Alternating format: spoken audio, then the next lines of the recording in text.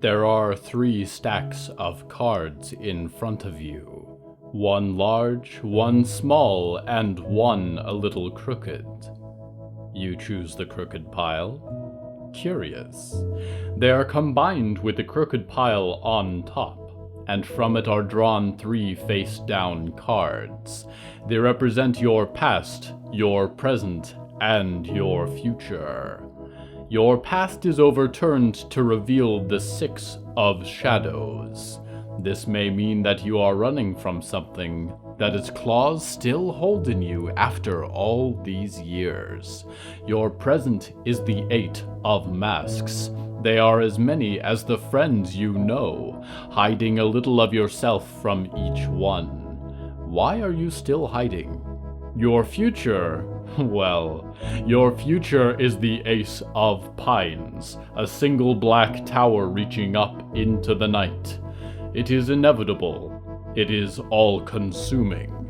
It is welcoming you. This one means hello from the Hallowoods.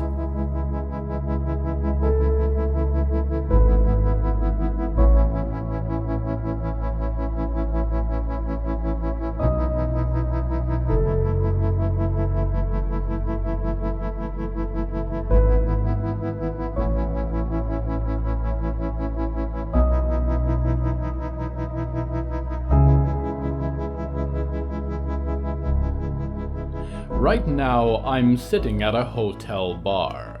The bourbon in front of me is real, not brewed from black mushrooms or razor grass. I appreciate these things. It is one last refuge from the decay in the world beyond, but the audience betrays the times, and the green man at the end of the card table prepares to play for his life. The theme of tonight's episode is cards.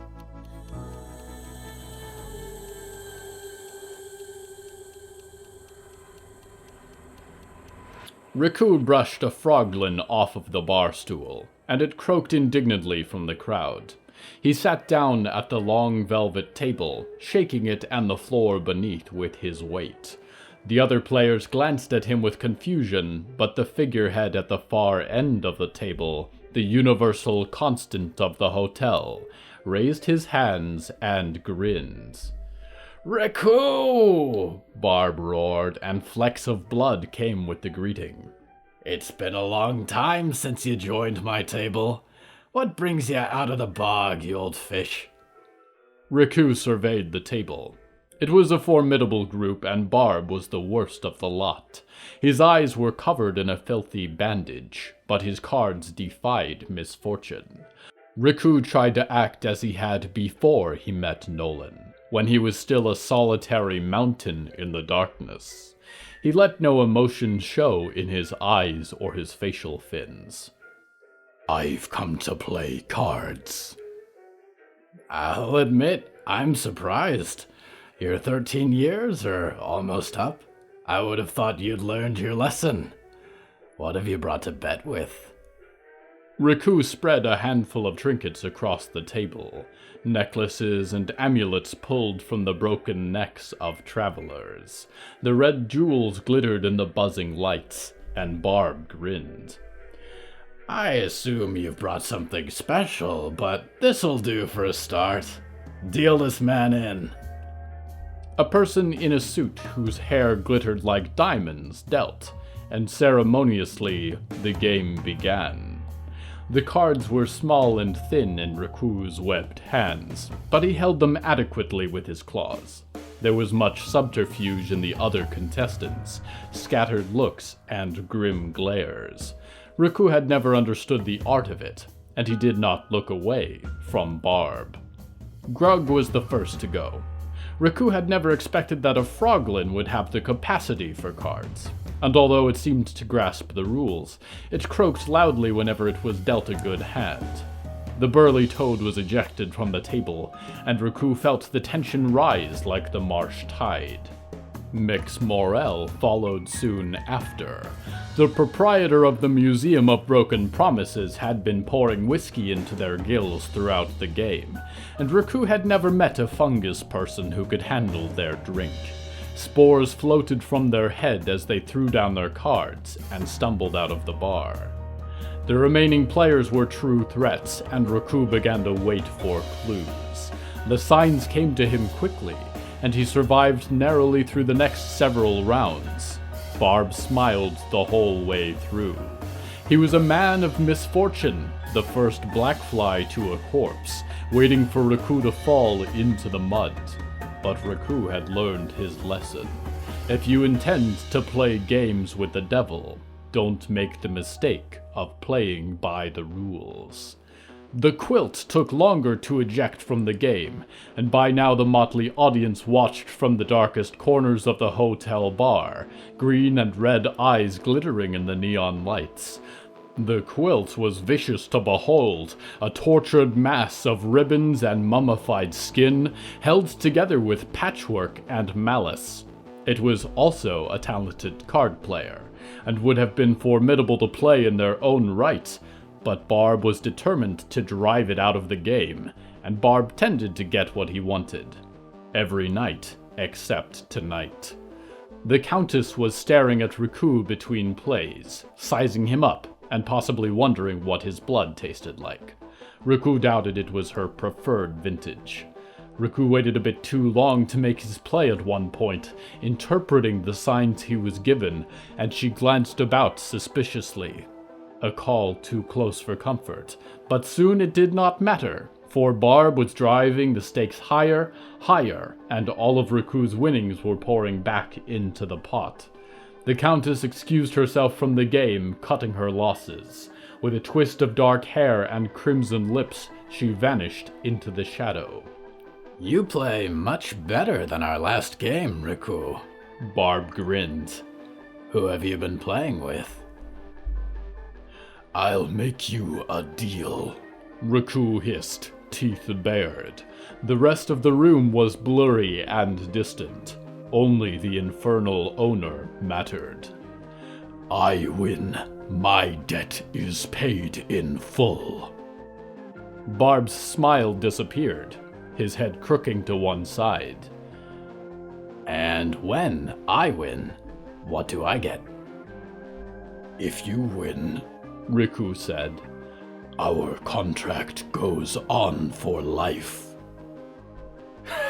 Feeling lucky, are we?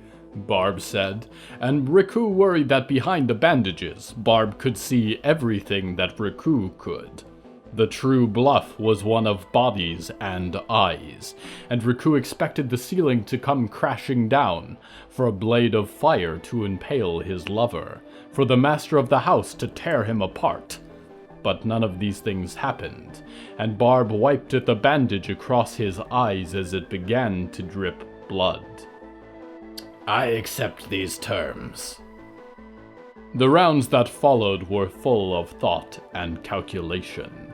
Barb sniffed and growled, humming aloud to himself. It meant that Ricou had ample time to read the signs and, when it came time to call or raise, to do it immediately. The final round arrived like death itself, wrapped in gravity and surreal wonder. Barb simmered at the end of the table, toweling away the drops of blood from his cheeks. There was a sudden distraction as a patron went toppling over into a waiter carrying a tray of drinks, and glass fragments scattered across the bar. Barb glanced at the disturbance, and moments later Ricou felt a card tucked into his hand. The round resumed, and Barb seemed to realize what had occurred, glancing around as though the card up his sleeve had fallen to the floor. Ricou could sense the venom and panic rising in the loathsome master, but it was too late, and there was an audience. Straight flush, Barb grinned, kicking back in his chair. Looks like your contract's coming up for renewal. Ricou looked at his cards somberly for a moment, before spreading them out in a fold of his webbed fingers. The Joker danced darkly in a crowd of aces. 5 of a kind.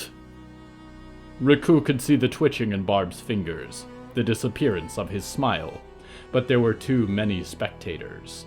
Even in his own house, the game was sacred, and the rules transcended his authority. Finally he looked up, no longer bothering to wipe the blood away from his dripping face. Well, Barb said, and the contract peeled out of the air in the center of the card table. I'll have to find myself a new guard dog, won't I? Ricou's old signatures grew brighter in each box on the flaming form until the pages turned to sparks, shredding away into nothingness. The diamond dealer brushed the ash from the velvet surface of the card table. Ricou nodded and left the winnings on the table. He had no interest in the other boons, could think of better ways of spending an afternoon than chatting with the Countess or traversing the north with the quilt. He left the bar behind and did not stop until he was well outside. The moon shone down on the hotel and the transportation parked beyond it. Neon red letters said, "The Resting Place," although the hotel was anything but. And the lot beyond, a great hound formed of crystal slept beneath the stars, and the Museum of Broken Promises sat still, with its spidery legs tucked beneath its Art Deco carapace. Ricou laughed in the darkness as Nolan's arms closed around him, and twirled with the invisible man in the night wind.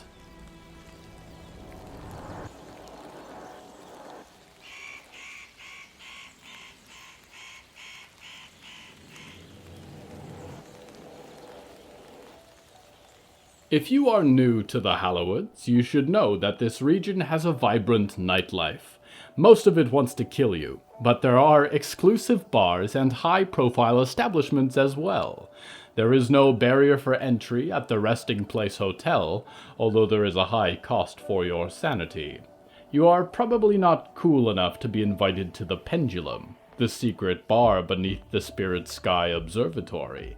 But if you are, you will have terrible nightmares, and when you wake up, an obsidian card will sit on your nightstand. Every time you look at it, you will feel a little more drawn into the massive void of space above you, and a little less tethered to the mechanism of your body. There is also a bar within the Downing Hill Public Library, lost in a labyrinth of thought and memory. We go now to one who is familiar with it.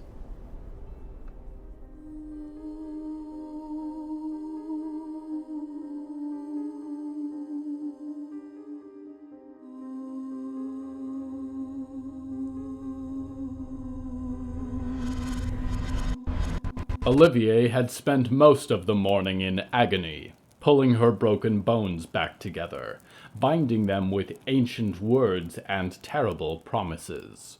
Her beautiful embroidered cloak was smeared with her own blood, and no one had offered a cloth or a compress for her bruised face. She would knit together the skin when she gained a little more strength. The real problem was her record. She had never failed before, let alone to such a magnitude. It was a gnawing pit in her stomach, freezing her soul. She was a failure. She had been too gentle, too naive, and she had disgraced the director and Downing Hill itself. The ravens were the worst of all. The omen sat in a red leather chair on the other side of the waiting room. The birds were coalesced into the shape of a person, melded into shadows so deep that their feathers did not glisten in the firelight. What are you looking at, vulture? Olivier glared. The ravens cackled but did not respond. Olivier knew what they were here for, to keep her from running or taking her fate into her own hands. They seemed to enjoy watching her squirm. The two of them had competed so long for the director's pride, and Olivier could tell by the wicked gleam in the omen's eyes that it was already celebrating victory. There was little warning as the space around them changed. The dim fireplace became a desk, and Olivier's chair was racing towards it as the ceiling rose and the walls turned gray. The office was not the small, warm burrow that Olivier had visited before, but a cavernous space that ascended into impossible geometry above. What are we today, Olivier? The director asked from the other side of her desk, which glistened black like a sacrificial table, except for a small dish of peppermint candies to one side. The voids behind her glasses flashed with terrible energy. Ma'am. Olivier said quietly, breath forming chill clouds. Omen tells me you failed in your mission, she said, and Olivier felt as though gravity would pull her into the ground. I had it under control. There were unexpected complications. You are supposed to deal with complications. Yes, ma'am. The task given to you by the instrumentalist remains incomplete? Yes, ma'am. And now, the director said, each word a cold knife in Olivier's stomach, there is a girl here who claims that you gave her a library card. The surface of the desk turned watery, an image of the forest girl and her spectral dog glistening beneath it. She has a gift, Olivier explained. I thought she might be useful to you. More useful than you, I would hope, the director snapped, and Olivier wanted to disappear into cosmic particles. You were played as a fool by your target, and you gave a Downing Hill card to a nobody in the forest. There is weakness in you. We have all tried to rid you of it, but perhaps you came here too late. You are not the star pupil I thought you were. I promise I will not fail you again, Olivier said, trying not to let the emotions rise in her voice. There were revenants. They came from nowhere. No excuses, the director cautioned. If you were a lesser pupil, I would feed you to the books below. But your record has been good until now. Very good. So you will get to choose your fate. The director flourished her hands and turned her pure black eyes upwards, and blood began to pool in the center of the table, spreading until it dripped off the edge and ran in rivers on the floor. 3 black cards rose out of the crimson surface, identical and face down. Choose a card. Life, death, or the void.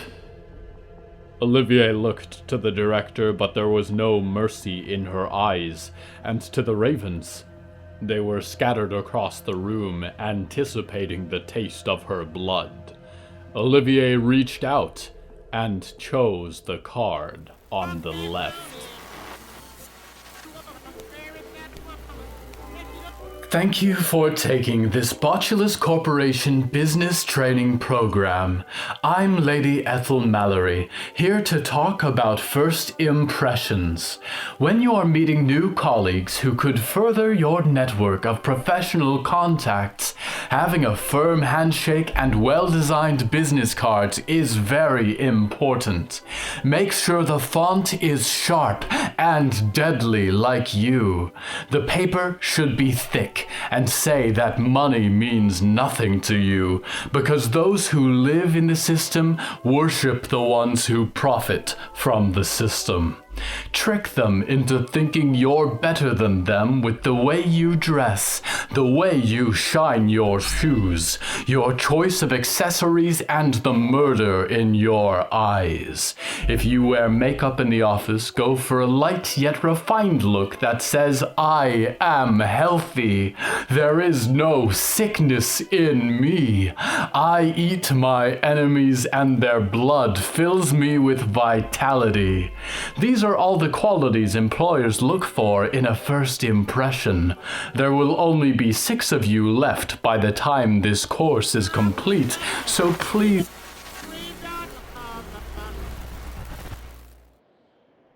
I will admit, dreamers, that I never changed my appearance for business.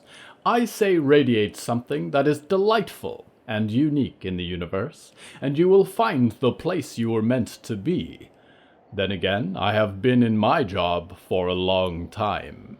We return now to Olivier's song.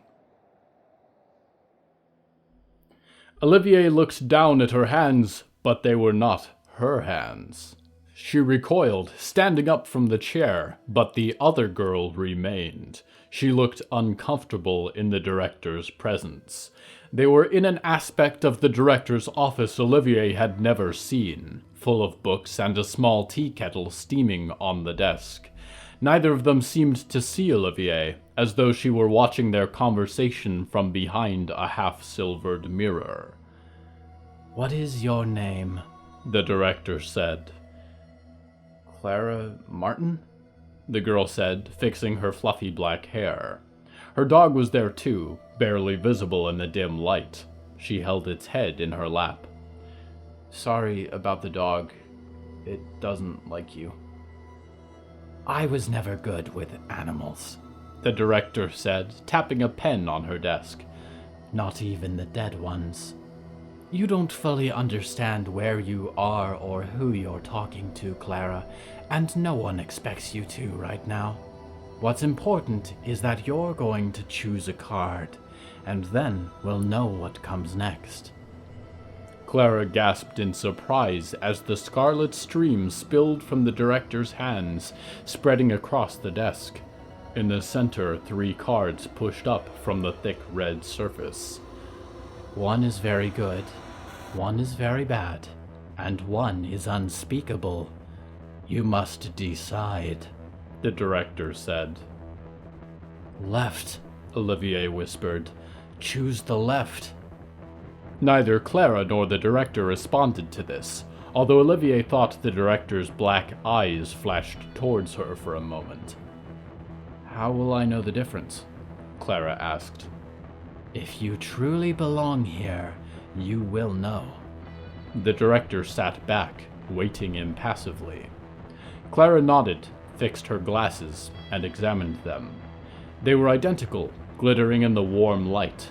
She reached out to pick the card in the center. She turned it over. "It says life?" she said, and the director clapped her hands, grinning like a hungry moon. "Good. Welcome to Downing Hill, Clara Martin. I think you'll be right at home here." Olivier realized she was holding her own card in her hand and raised it quickly to examine. Her soul collapsed as she read the words, "The Void." The ravens cackled behind her and she backed away from the girl and the director, falling away from the gentle firelight into infinite darkness. "You are to be returned," said the omen, "to the instrumentalist. He is to administer whatever consequences he deems fit for your failure. You're outcast from Downing Hill, and your library access is revoked. You are expelled from the arcane program, and never to return through these doors." Olivier wanted to scream, to reason with the director, to plead for her life, but she was choking as if underwater, and the ravens tore her away into a starless sky.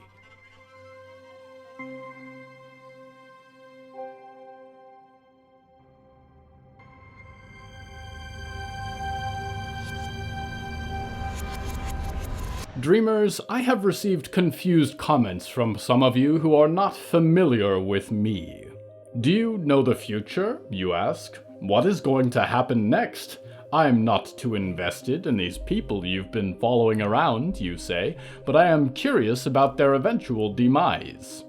Well, I hate to disappoint you, but I don't know what's going to happen to Diggory Graves or Olivier Song or any of the others. I cannot tell the future, dreamers. I am not clairvoyant, and I am not omniscient. I am just in many places at once, and I am choosing to show you moments I have curated, like shreds of photographs taken at a bus stop over many years. If I was not a reporter of horrible things happening in the darkest part of this little planet, I probably would have tried writing instead. I'm a romantic at heart, but I suppose it wasn't in the cards for Nicky Nick. We go now to another reluctant romantic.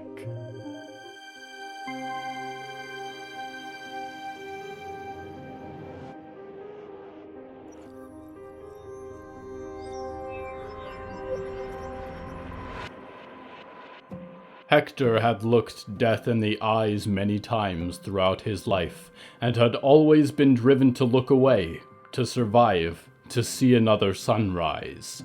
He looked now on the faceless king, and for the first time he faltered. The tranquilizer pistol rattled in his hands, and he felt older than he ever had before. The smooth pale head glistened in the green light of the northern sky, a crown of antlers and twisting vines reaching for the stars. The endless hands below its stomach dripped with Jonah's blood, a throng of arms cracking apart his bones somewhere deep within. The faceless king did not approach any further, and Hector realized that although one of the German shepherds stayed close by his heels, the other was in the center of the clearing, hackles raised. It was Heidi, with her broken back and pale, lidless eyes, and she growled at the nightmare with a muzzle of crowded teeth. There was a hissing from the king, escaping through vents in its neck and chest, and it grew into a shriek that pierced Hector's ears like hot steel spikes, sinking into his skull, and he dropped to his knees in agony. Heidi howled at the king, and the pale monstrosity backed away, twisting into the darkness between the pines. Hector pulled his hands away from his ears and realized blood was running down his fingers, and when Heidi came bounding over towards him, he could not hear her victorious barks. He could not lay down here, he thought. He was no sleeper. The world sure might be ending, but that was no excuse to be lazy. But he looked towards the crimson-soaked undergrowth where Jonah had been standing, and he felt that there was no point left in walking. Life was an odds game, and he was sick of betting. The odds were very slim of meeting a man like Jonah in the empty north. The odds were very high of losing someone that you loved, out here in this world without rules, this forest of crooked stars and shimmering pines. Hector tried to remain on his feet, hefting his bag towards a fallen tree. He did not know if the faceless king would return, but he could not trudge any further. As safe as he could be, he slumped back against a tree. The stars seemed to spin in the sky above him like a mobile above a crib. The trees around him were impossibly dark, and colors he could not identify glistened in their needles. One of his grenades peeked from inside his spilled bag, and it crossed his mind that if he pulled the pin, he would not be missed. His thoughts were interrupted as the dogs came to lay next to him. He scratched Heidi's ears and closed his eyes. It wouldn't be fair to the girls left out here alone. He had to get out of here, and that began with taking a step. Don't you worry, girls. We're gonna get out of here, you hear me? We're gonna go home. Hector spilled out the bag and began taking inventory. It helped to calm him when he was concerned, feel like he had some semblance of control in a world of violence. Camp knife, dredging hooks, bear trap, water and rations for a day or two at best, one stale watercress sandwich, his compass and a well-worn machete, a tranquilizer pistol, 9 rounds left, lightweight tent, fire kit. He distributed the last of his salt jerky to the dogs. There was a small copper card in the bottom of his bag, and he plucked it out. He had pulled it from a Jeffrey Stewart, who now slept comfortably in the bog. Some kind of library card. He almost set it with the rest of the inventory, but a flash of movement caught his eye. Letters on the card were changing, and each time he looked, new words had appeared. Ignore the stars. Walk 2 miles straight. More directions to follow. Hector wondered if the woods had taken a piece of his mind, but he had nothing left to try. He pulled himself to his feet, gathered his things, and set off ahead. He was going to see another sunrise, or die trying.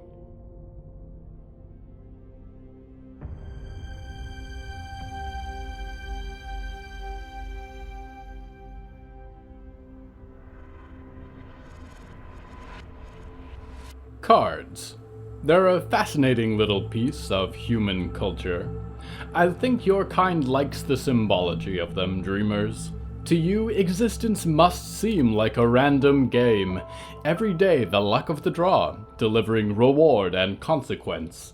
Does it comfort you to hold a little of that fortune in your trembling hands? Play with your cards, dreamers. Let them distract you from the impossible vastness of the universe above, the darkness that envelops all worlds, just beyond your little blue sky. The stars are always there, like me, watching and waiting timelessly for your return to the Hallowoods.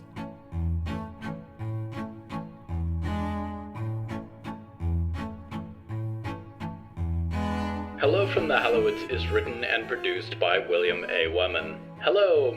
If you enjoyed this show, please don't forget to follow it and share it with a friend. The bonus story that goes with this episode is called Room Service, and is available on the show's Patreon at patreon.com/Hallowoods. Because we operate without ads or sponsors, our supporters are all that keeps the show going. Plus, supporters get weekly bonus stories, behind-the-scenes content, exclusive merch, and more. Merchandise and episode transcripts are available at hellofromthehallowoods.com. You can also find us on social media at @thehallowoods. Music is used under license from artlist.com. Our opening theme is Nightfall Hymn by Yehezkel Raz, and the closing theme is Farewell by Maya Belsitzman and Matan Ephrat. If you're a queer or marginalized writer who would like support in your writing projects, need weekly motivation, or have an unfinished book in your mental closet that you keep putting off, I work as a writing coach to help people just like you develop your writing, stay motivated, and make progress towards your writing goals. If you'd like a free session to talk about that, find me at williamallmanwrites.com or the link below. Until then, thank you so much for listening, and please look both ways before crossing the street. They hold more malice than you know.